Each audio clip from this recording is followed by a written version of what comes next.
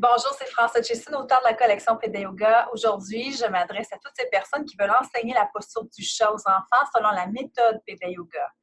Dans la méthode Pédé Yoga, vous apprenez non seulement à enseigner la posture, les mouvements, mais à gérer aussi les émotions des enfants. Donc, vous les aidez à bien respirer, à prendre conscience de leurs émotions et savoir quoi faire avec.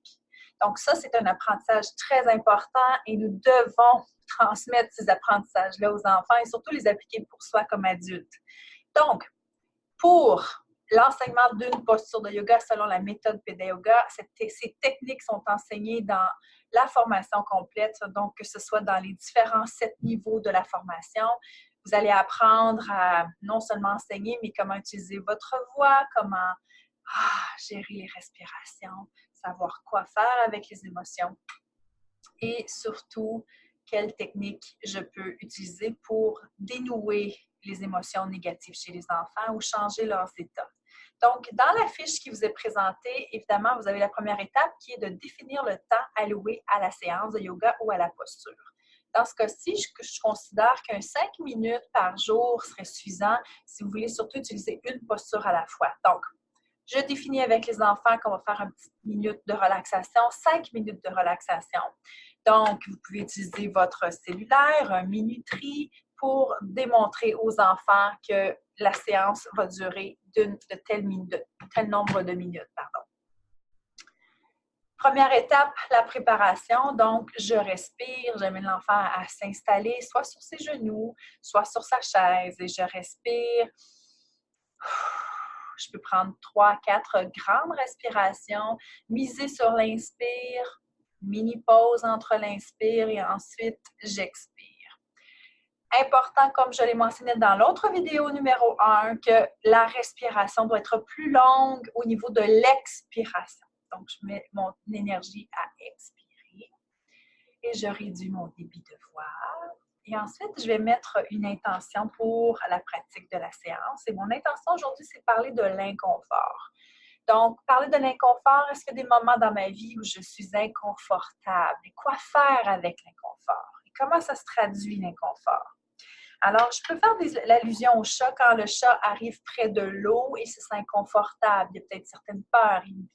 Qu'est-ce qu'il fait physiquement? Il peut sortir ses griffes, il peut arrondir son dos, il peut aussi faire des sons de... Alors, j'invite les enfants à me dire c'est quoi qui fait le chat quand il est inconfortable. Et je peux lui faire des liens aussi avec lui. Est-ce qu'il y a des situations dans sa vie où il se sent inconfortable? Donc, mon but, c'est de parler de l'inconfort et de démontrer aux enfants que mon intention, c'est de dire qu'on vit tous des moments inconfortables dans la vie, mais qu'en fait, on est capable de changer cet état-là. Donc, je vais te montrer, grâce à la posture du chat, comment changer une situation inconfortable et la rendre un peu plus confortable. Alors là, on pratique le chat. J'invite l'enfant, donc, comme vous l'avez déjà sûrement appris, comment pratiquer. L'enfant se place à 4 pattes, arrondit son dos, étire, regarde vers le haut, d'un côté de l'autre. Donc, on a des vidéos qui vous montrent comment pratiquer la posture du chat. Donc, vous invitez l'enfant à pratiquer. J'inspire, je monte, regarde la tête pose dans mes mains de chat, dans mes pattes de chat et j'arrondis en expirant. Donc, toutes ces techniques-là vous sont démontrées dans les niveaux Pédé Yoga, mais je vous invite vraiment à faire le mouvement avec les enfants et là, le pouvoir des mots s'ajoute. Le chat devient un peu plus confortable. Il diminue l'intensité dans ses pattes, dans ses griffes, alors il peut détendre ses pattes et il peut calmer la respiration. Donc, le chat se sent de plus en plus détendu, calme, il a confiance. Il relâche les muscles peut-être au niveau de sa bouche, sa mâchoire, détend les muscles de son visage, peut allonger ses pattes, ouvrir ses pattes. Donc, vous amenez l'enfant à détendre son corps et l'amener à être de plus en plus confortable. Et l'inconfort se traduit souvent par on crispe, on s'agrippe à quelque chose, on devient tendu. Et c'est là que c'est important avec les mots positifs de détendre, d'amener toute la notion de détente. Et c'est là qu'on vient à la dernière étape de changer l'état de l'enfant.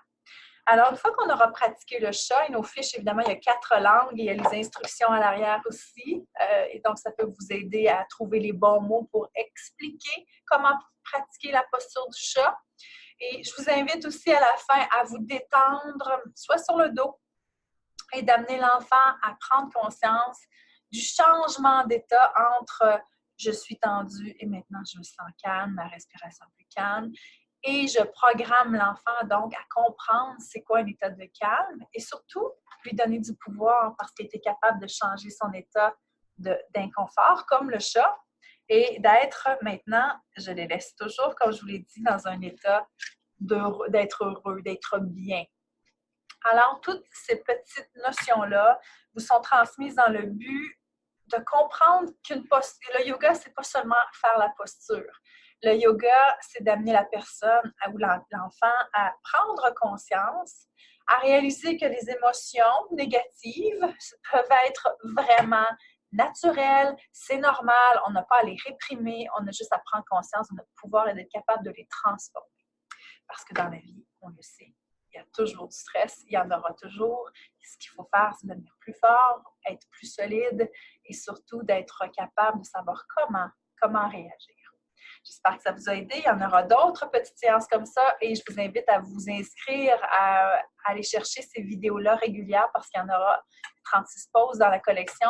Alors, vous aurez une vidéo comme ça pour chacune des pauses.